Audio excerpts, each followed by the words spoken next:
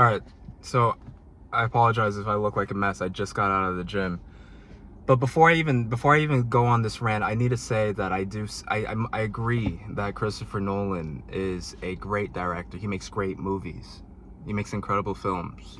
Some films that we've never really seen before. He's unique and talented. Yes, that is undebatable. Undebatable that is. However, I believe that he is a mediocre artist. Yeah, so I do think that there's a difference between being a talented filmmaker and then being a talented artist. When being an artist, you're usually using art to express yourself, and that's something that Christopher Nolan does. He expresses his things that he finds fascinating with each film that he takes.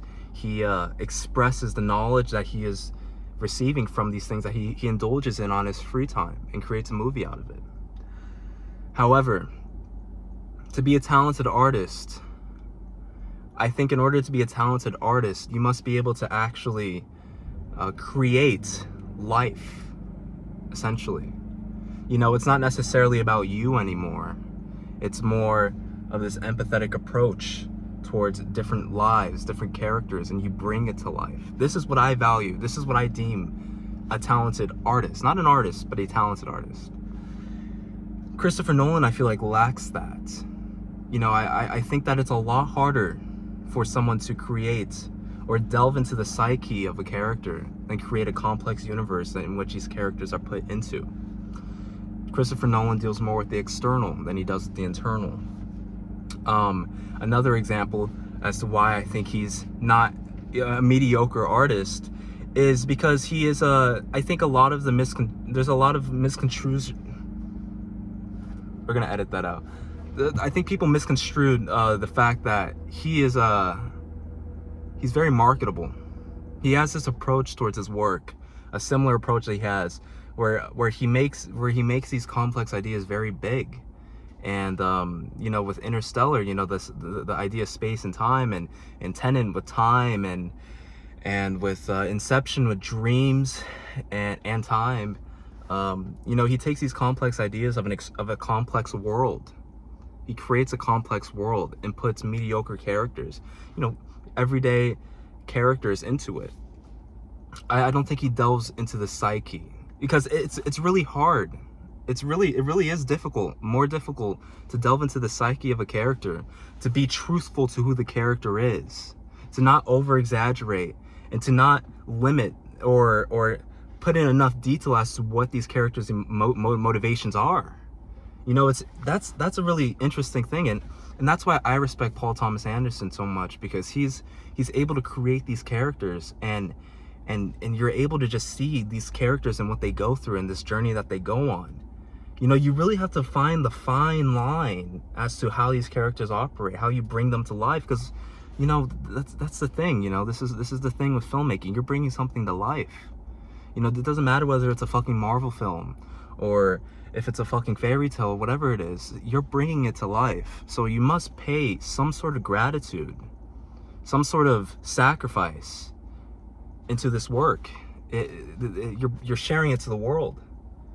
And that's my problem with comedy nowadays too. Like, a lot of the comedy films nowadays, they lack comedic structure.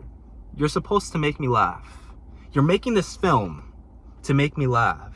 There's this whole thing about, you're supposed to use art to express yourself. Yes, I believe that's what you are supposed to do.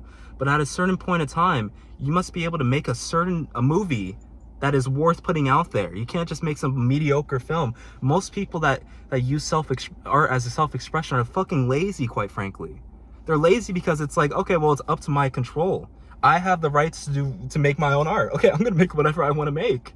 And they don't put in enough sacrifice. They don't really value themselves or value their artwork as such, and it's really freaking annoying. It's really freaking annoying, and you see it a lot now with contemporary films now. They're just letting anything fly these days. It's about money. And this just goes back to Christopher Nolan, you know? Christopher Nolan is the archetype of what contemporary film is nowadays. Christopher Nolan takes the similar plot lines, the similar character dynamics, the similar character psychologies, the similar aspects of filmmaking, even with his choices of shots. He gets these things and these things and he sprinkles complexity onto it. And this sprinkle complexity makes him who he is. And this is why he's such a great artist, is because of his intellect, because of what he sprinkles down, this complex dust that he sprinkles down onto his mediocre work. And all of these, you know, the structure of a Christopher Nolan film is extremely analogous to contemporary films nowadays as well. And you know, it's even gotten to a point where now he's making the Odyssey. You know, like this is just the pinnacle of what I'm trying to say here. The Odyssey is the classic hero's journey. You know, Christopher Nolan is falling back towards the most simplest way of storytelling. Prominent, profound, the Odyssey is. Still, nonetheless, it is what motivated storytelling today. Yes, we can agree on that. But he is taking it back to the fundamentals because he himself is the fundamental. And that's just my take on it. You know, I think that's the best way to explain it. I know I'm gonna piss off all the film bros, you know, but it's just you know, it does take work to be a good artist, you know, and that's why I value art so much, because I look at these people who are making these films, I'm like, this is incredible stuff. But it takes even more work as time continues, because now the business, this industry, the film industry, it's always been business-like, you know, even since the 20th century. You know, you have producers that were using their power to create money, to get sex. It's always been some sort of weird transactional relationship. It's not a matter of value of art. It's always been an interpersonal projection of ego to the people that were on top. And it's just gonna it's become more industrialized throughout time. It's become more of a business throughout time. And now, since it's becoming more of a business, you know, people are gonna have to be able to configure their own style of filmmaking, their own style of art, but then appeal to the masses as well. You know, like, for example, a perfect example is Final Destination. You know, I don't really view that as much. The originals perhaps are a bit more. Who's the fucking idiot, dude? Final Destination, the originals are a bit more artistic. Maybe you understand this idea when I use the word artistic now after this whole debrief, but the original Final Destination films were a lot more artistic than the new one that just came out. But the new one nonetheless is still a great film. And by a great film, I mean it's a marketable film. You know, when I watch movies now, you know, I really have to watch movies, and I can't enjoy the experience as much as it is, because it's not, I don't feel anything when I watch these movies. I'm not gratified. In fact, with the new Final Destination I just saw a couple days ago, you know, it's like at a stand-up show. You see a stand-up show, and you kind of force yourself to laugh at the punchline, even though you don't necessarily just come out laughing. There's a comedian that's up there that's saying a joke. He's funny. He's a smart guy. You know, he's drawing you into the joke, he's setting you up, and then he hits you with the punchline.